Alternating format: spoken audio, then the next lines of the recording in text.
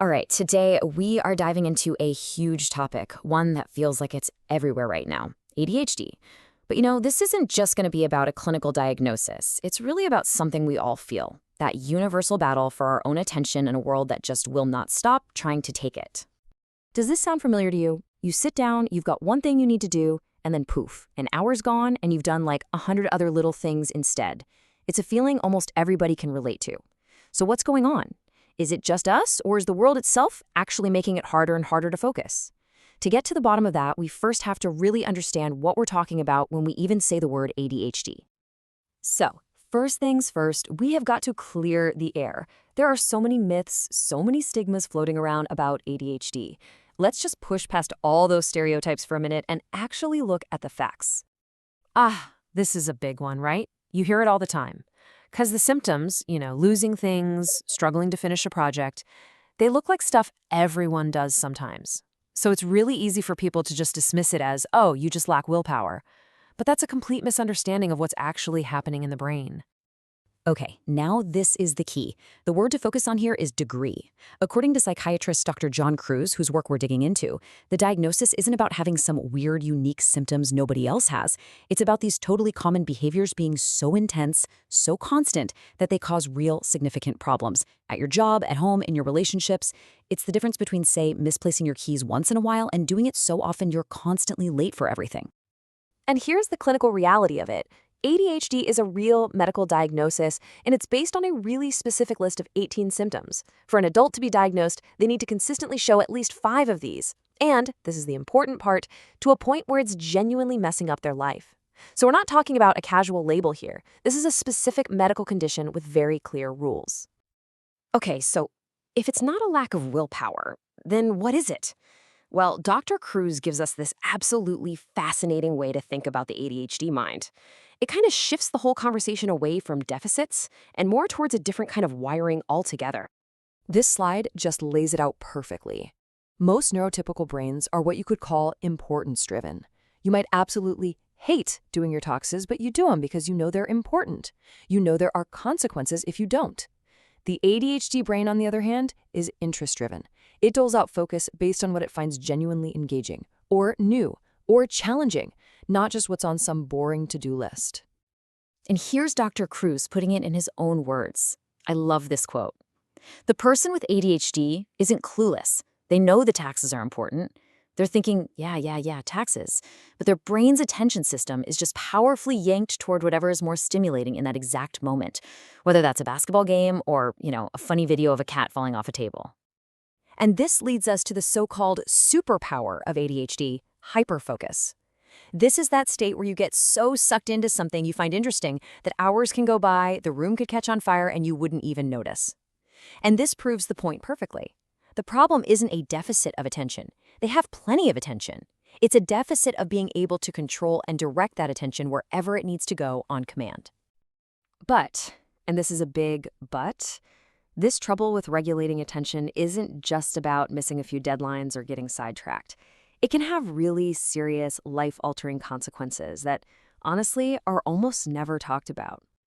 I mean, we've all seen the memes, right? We've all heard the jokes. The stereotype of ADHD is usually this kind of goofy, harmless person who just can't help but shout, "Squirrel!" But when we treat it like that, when we trivialize it, we're masking a much, much darker reality.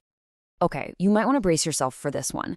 According to Dr. Kruse, a child diagnosed with ADHD has, on average, a life expectancy that is 10 years shorter than their peers. Let that sink in. 10 years. That's a reduction that's comparable to living with a condition like diabetes. It's just a shocking statistic. So the immediate question is, why? How could that possibly be? Well, the 2 biggest reasons are tied directly to the core symptoms of the disorder. First, accidents. Distraction while you're driving or in any other potentially dangerous situation leads to a way higher rate of accidental death. And second, suicide. The impulsivity that is so central to ADHD means that if someone is in a moment of despair, they're far more likely to act on that impulse without that critical, life-saving pause to think it through. Okay, so now let's zoom out a bit. Because while ADHD is a specific clinical condition, the challenges it brings, distraction, impulsivity, problems with self-control, these are things that are becoming universal for all of us in our crazy, tech-soaked world. And this is really Dr. Cruz's big thesis. He calls it the attention deficit world. And it makes so much sense, right? The constant pings and notifications, the infinite scroll on social media, this never-ending fire hose of content. It's all actively training our brains to crave novelty, to jump from one little stimulus to the next, which is essentially mimicking the exact patterns of an ADHD brain. And it's not just a theory. This recent research paper shows it perfectly. It looks at a behavior that I am willing to bet most of us are very familiar with: sleep procrastination. You know what this is. It's when you know you should go to bed, you're tired, you want to go to bed, but you just keep scrolling. So what's driving this?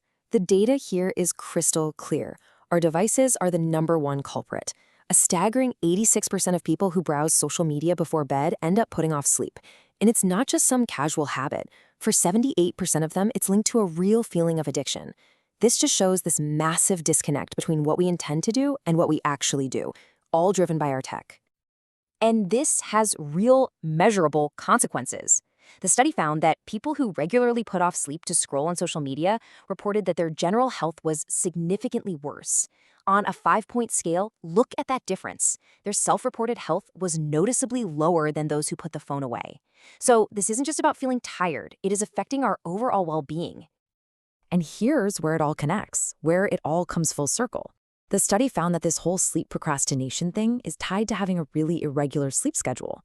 And guess what one of the absolute biggest challenges is for people with clinical ADHD? Yep, maintaining a consistent sleep routine. This is literally our modern environment pushing all of us towards behaviors and struggles that are the hallmarks of an attention disorder. So what do we do? In a world that's basically designed to hijack our focus, how can we fight back? Dr. Cruz argues that before you even think about complex strategies or anything like that, you have to master the fundamentals.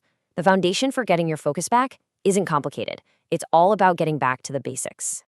He calls these the 4 basics, and he says they are the absolute non-negotiable pillars for managing attention. And this goes for everyone, not just those with a diagnosis.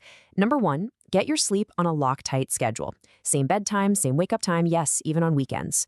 2, eat at regular times to keep your energy and your blood sugar stable. 3, get consistent exercise. It's been proven over and over to boost those executive functions like focus and impulse control.